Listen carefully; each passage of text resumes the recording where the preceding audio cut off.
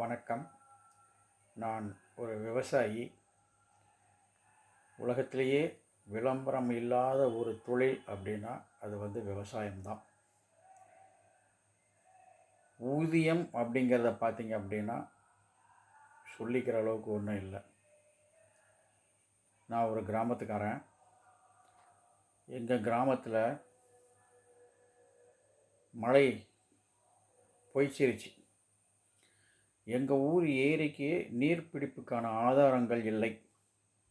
எல்லா ஊர்லேயும் ஆற்று பாசனம் ஏரியில் ஏரி ரொம்பினதுக்கப்புறமா கடப்போகிறது திரும்பவும் ஆற்று பாசனத்தில் போய் கலக்கும் அப்படிங்கிற மாதிரி இருக்கும். ஆனால் எங்கள் ஊர் அமைப்பு பார்த்திங்க அப்படின்னா ஊர் இருக்கிறதே ஒரு மேடான பகுதி. அதுலேயும் ஏரி மேடாக இருக்கிற இடத்துல இருக்கும். பள்ளத்தில் ஆறு போகும். ஏரி கோடி போச்சுன்னா அந்த தண்ணி தான் ஆற்றுல போய் கலக்கும். ஆனால் ஆற்று தண்ணி ஏரிக்கு வர அளவுக்கு அமைப்பு இல்லை. கிராமத்திலிருந்து காட்டு வழி ஓடையில் வர தண்ணி தான் எங்கள் ஏரிக்கு நீர்பிடிப்பு ஆதாரம். மழை பொய்த்ததுனால ஏரியில் தண்ணி இல்லை. விவசாயம் ரொம்ப படுமோசமாக போயிடுச்சு. எங்கள் கிராமத்து பொண்ணுங்க அதிகாலை 2 மணிக்கு எழுந்திரிச்சு அவங்க சமைச்சு அவங்களுக்கு தேவையான காலை சாப்பாடு மதிய சாப்பாடெல்லாம் ரெடி பண்ணிவிட்டு வீட்டில் இருக்கிறவங்களும் சமையலை செஞ்சு வச்சுட்டு கிட்டத்தட்ட 60 கிலோமீட்டர் தூரம் பயணித்து கூலி வேலைக்கு போகிறாங்க. திரும்பவும் வேலையெல்லாம் முடிச்சுட்டு சாயங்காலம் வீட்டுக்கு வரும்போது பார்த்திங்கன்னா 7:30 8 மணி ஆகிடும். அதுக்கப்புறம் குளிச்சுட்டு இரவு சாப்பாடு செஞ்சு சாப்பிட்டுட்டு படுத்துட்டு திரும்பவும் காலையில் 2 மணிக்கு எழுந்திரிக்கணும். இதுதான் விவசாயம் செய்கிறவங்களுடைய அன்றாட வாழ்க்கை. திரும்பவும் சொல்கிறேன், விளம்பரம் இல்லாத ஒரு தொழில் விவசாயம். விஞ்ஞான வளர்ச்சியில் ஒரு தொழில் நலிஞ்சு போச்சுன்னா இன்னும் ஒரு தொழில் மூலியமாக நம்ம வருமானத்தை பெருக்கிக்க முடியும். ஒரு தொழிலையும் மேம்படுத்தி அடுத்தடுத்த கட்டத்துக்கு எடுத்துகிட்டு போக முடியும். ஆனால் விவசாயம் அந்த மாதிரி இல்லைங்க. அடிக்கடி நாம் படிச்சிருப்போம், கேட்டிருப்போம், கேள்விப்பட்டிருப்போம், ஊடகங்கள்லேயும் முகநூல்கள்லேயும் பார்த்துருப்போம்.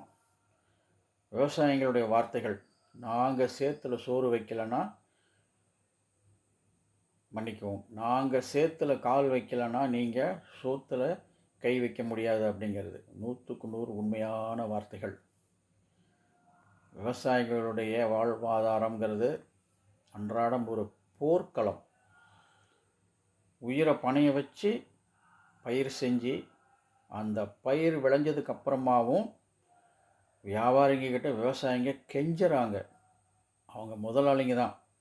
ஆனாலும் அந்த பயிரை விற்கிறதுக்கு வியாபாரி வச்சது தான் வேலைங்கிற மாதிரி ஒரு சூழ்நிலையில் தான் இன்றைக்கி நம்ம வாழ்ந்துக்கிட்டு இருக்கோம். இதே காலகட்டம் போய்கிட்டு இருந்தது அப்படின்னா கொஞ்சம் கொஞ்சமாக விவசாயம் காணா போயிடும். விவசாயம் காணா போச்சு அப்படின்னா எந்த தொழில்நுட்பமும் நமக்கு சோறு கொடுக்காது.